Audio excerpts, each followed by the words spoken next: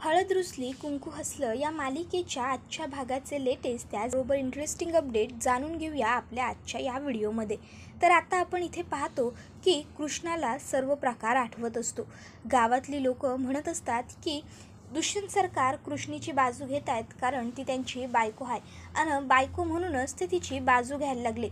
त्याबरोबर आता बाळजाबाई त्या ठिकाणी म्हणालेल्या होत्या की जर कृष्णाने चोरी केलेली असेल तर आम्ही कृष्णाला आमची सून म्हणून ह्या घरात नांदिवणार नाही, कारण ह्या अशा चुकांना माफी नसते. त्याबरोबर आता हे सगळं आठवून कृष्णाला खूपच जास्त त्रास होत असतो.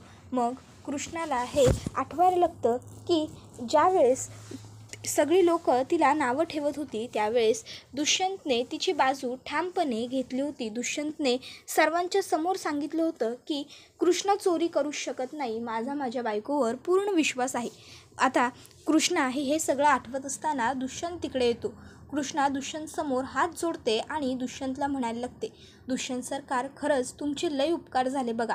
आज जेव्हा समध्या गावानं माझ्यावर अविश्वास दावला तेव्हा तुम्ही माझ्या कुकुवाच्या धन्यानं माझी बाजू घेतली, तुम्ही मला साथ दिली. खरंच मी आयुष्यभर तुमचे उपकार नाही विसरायची. कायम माझ्या संगत तुम्ही असंच राहा. आता कृष्णा दुष्यंतचे हात पकडते. त्याबरोबर मग मात्र दुष्यंत हा लगेचच कृष्णाच्या हातातून स्वतःचे हात काढून घेतो आणि कृष्णाला म्हणतो, नाही कृष्णा, मी आज तुझी बाजू घेतलेली नाही आहे, तर मी आज जी बाजू घेतली ती रांगडे पाटलांच्या सुनेची बाजू घेतली. हो, तू गैरसमज करून घेऊ नकोस स्वतःचा, पण आता तुझ्याबरोबर रांगडे पाटील हे आडनावसुद्धा जोडलं गेलं आहे. त्यामुळे माझ्या आडनावावर कुणीही चिखलफेक केलेली मला सहन नाही होऊ शकत आणि म्हणूनच आज मी जे काही केलं ते केलं. खरं सांगतोय मी, तू उगाचच्या उगाच चुकीचा गैरसमज करून घेऊ नकोस. मी हा स्टँड रांगडे पाटलांच्या नावासाठी घेतला आहे. त्यामुळे जर खरोखर तुझ्याकडे दागिने असतील तर तू ते दागिने देऊन टाक. मी त्याच्यासाठी 24 तासाची मुदत मिळवून दिली आहे तुला. कृष्णा म्हणते, दुष्यंत सरकार तुम्हासनी वाटतंय व्हय म्या चोर आहे? एक डाव बघा की माझ्याकडे आणि सांगा की तुम्हासनी वाटतंय काय म्या हे समज केलं आहे म्हणून. दुष्यंत म्हणतो, कृष्णा हे बघ, चोर आहे की नाही माणूस हे असं त्याच्या नजरेत बघून नाही कळत, कारण काय असतं ना, बघतात आणि दिसतात तशी माणसं नसतात. बऱ्याच वेळेस जे दिसतं तसं नसतं असं लोकांनी म्हटलेलंच आहे. जर तुझ्याकडे दागिने असतील तर ते प्लीज तू देऊन टाक आणि 24 तास आहेत तुझ्या हातात स्वतःला निर्दोष सिद्ध करण्यासाठी. स्वतः निर्दोष आहेस हे सिद्ध कर, नाहीतर मला कायमचं मुंबईला निघून जावं लागेल. आणि मलाच काय, रांगडे पाटलांचा कुठलाच मुलगा या अशा खोटारड्या आणि चोर मुलीबरोबर संसार नाही करू शकत. त्यामुळे मी सुद्धा हे नाहीच करू शकणार. त्यापेक्षा तू स्वतःला सिद्ध कर, किंवा जर तुझ्याकडे दागिने असतील तर ते देऊन टाक, असं दुष्यंत सांगतो. कृष्णा म्हणते, अहो दुष्यंत सरकार हे काय म्हणायला तुम्ही? दुष्यंत म्हणतो, हे बघ कृष्णा, मी जे खरं आहे तेच तुला सांगतोय. आता काय करायचं हे तुझ्या हातात आहे. आणि मग आता कृष्णाने दुष्यंतचे जे हात पकडलेले असतात, दुष्यंत कृष्णाच्या हातातनं स्वतःचे ते हात सोडवतो आणि आता तिकडनं जायला लागलेलं असतो. कृष्णाला कळत नसतं की दुष्यंत हे असं का बोलतोय, काय बोलतोय. कृष्णा दुष्यंतला सांगत असते, दुष्यंत सरकार म्या चोरी नाही केली, दुष्यंत सरकार म्या नाही काय केलेलं. पण दुष्यंत तिचं काहीच ऐकून घेत नसतो. उलट तो तिला सांगतो, जर तू काही केलेलं नसशील तर तू स्वतःला सिद्ध करून दाखव की तू काही केलेलं नाही आहेस, कळलं का तुला? आणि मग आता तो तिकडनं तसाच जायला लागतो. कृष्णा दुष्यंतला विचारते की खरंच तुम्हासनी वाटायलं काय म्या चोरी केल्या म्हणून, पण दुष्यंत याही प्रश्नाचं उत्तर तिच्या देत नाही आणि तो सरळ आता तिकडनं निघून गेलेला असतो. आता कृष्णाला वाटलेलं असतं की दुष्यंतने सगळ्या गावासमोर माझी बाजू घेतली, माझी साथ दिली, पण खऱ्या अर्थाने आता जर बघायला गेलं तर दुष्यंतने गावासमोर फक्त कृष्णाची बाजू घेतलेली होती, पण खऱ्या आयुष्यात मात्र दुष्यंतने सुद्धा कृष्णावरती अविश्वास दाखवलेला असतो आणि या गोष्टीचा आता कृष्णाला खूप त्रास झालेला असतो. कृष्णा दुष्यंत गेल्यावर तिथेच खाली कोसळते आणि आता ती तिथेच म्हणत असते, म्या नाही केली चोरी, नाही केली म्या चोरी, म्या कशापायी करू हे समज, काय गरज आहे मला हे समज करण्याची, काय होऊन बसलं हे माझ्या आयुष्यात, कशापायी आलं हे वादळ माझ्या आयुष्यात. त्याबरोबर मैनावती त्या ठिकाणी येते. मैनावती कृष्णाला म्हणत असते, कृष्णे काय ग, पहिली आंघोळ झाल्यानंतर दिवाळीच्या पहिल्या दिवशी कारंड पायाखाली चिरडतात ना, तू चिरडलंस काय? अर्र, तुला तर बाळजाबाईंनी घरातनं बाहेर काढलं ना, आता काय ग करणार तू? हां, कदाचित ना तू ते कारंड नीट चिरडलं नसशील बघ पायाखाली, म्हणून तुझ्या आयुष्याचा हा नर्क झालाय. काय ग, तुला काय वाटायलंय? त्याबरोबर कृष्णाला आता मैनावती जे बोलत असते त्याच्यावरून एक गोष्ट आठवते. ती म्हणत असते, बा नेहमी म्हणायचा, कारंड म्हणजे नरकासुराचं प्रतीक आहे आणि ज्या नरकासुराचं प्रतीक कारंड आहे ते आपण पायाखाली चिरटतो. मग त्याचप्रमाणे माझ्या आयुष्याचा नरक करायला निघालेल्या नरकासुराला हुडकून मला बी पायाखाली घ्यावंच लागेल. आता प्रश्न फक्त माझ्या एकटीचा नाही किंवा माझ्यावरच्या झालेल्या आरोपाचा बी नाही. प्रश्न आहे तो म्हणजे माझ्या सौभाग्याचा आणि माझ्या सौभाग्याला मी माझ्या हातातनं नाही जाऊ देणार.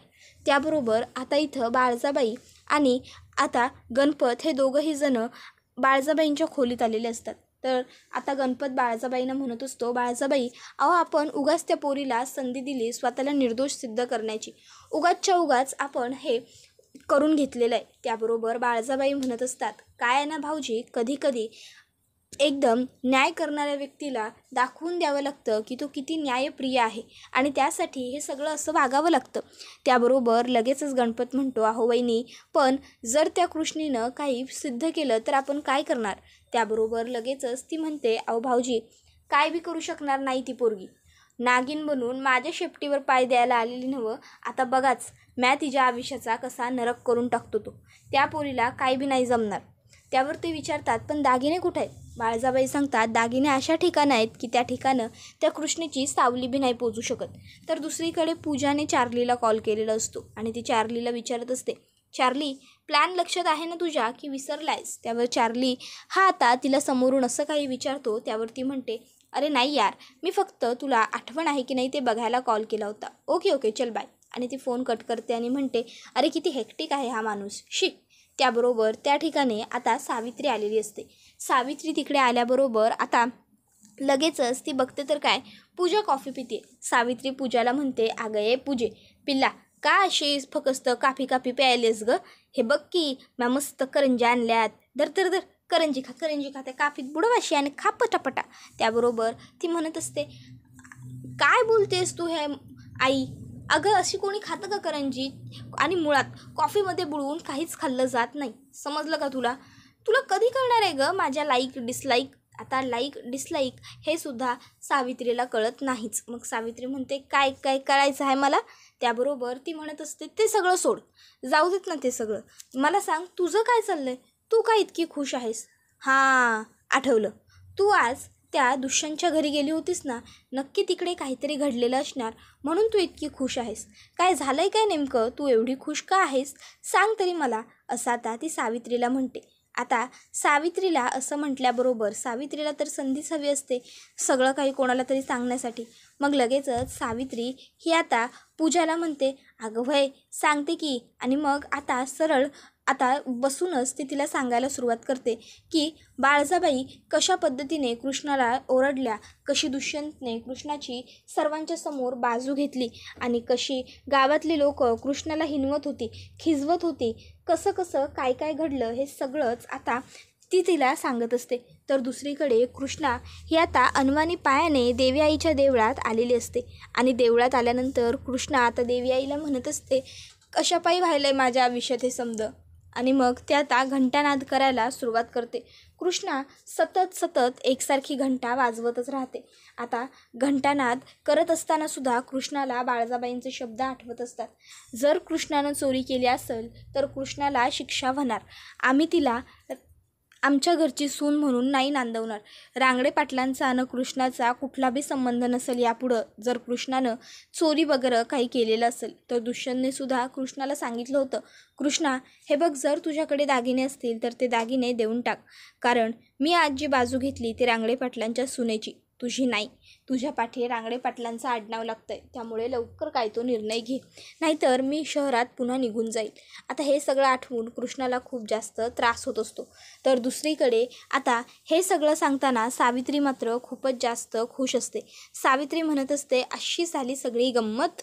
तर कृष्णा ही आता देवी आईजवळ पुढे येते आणि आता ती देवी आईला विचारत असते, आई का माझ्याबरोबर हे समद घडवलंस, कशापायी, म्या काय गुन्हा केलाय ग की माझ्याच बरोबर हे समद. तर दुसरीकडे सावित्री म्हणत असते, अगं पिला तिथं तू सुद्धा पाहिजे होतीस हे समद बघाया. अगं लई खुश होती नव्हती भिकारडी ती झिपरी. अगं त्या झिपरीच्या आनंदाचं पाक 12च वाजून गेलं की. अगं म्हणजे स्पष्टपणे सांगायचं झालं तर तिच्या आनंदाची फटाकडी अशी फाटकन फुटली का नाही. म्या तर लई खुश झालो आहे बघ. लई म्हणजे लईच. त्याबरोबर आता हे ऐकल्यावर पूजासुद्धा खूप खुश झालेली असते. पूजा म्हणत असते, खरंच आई?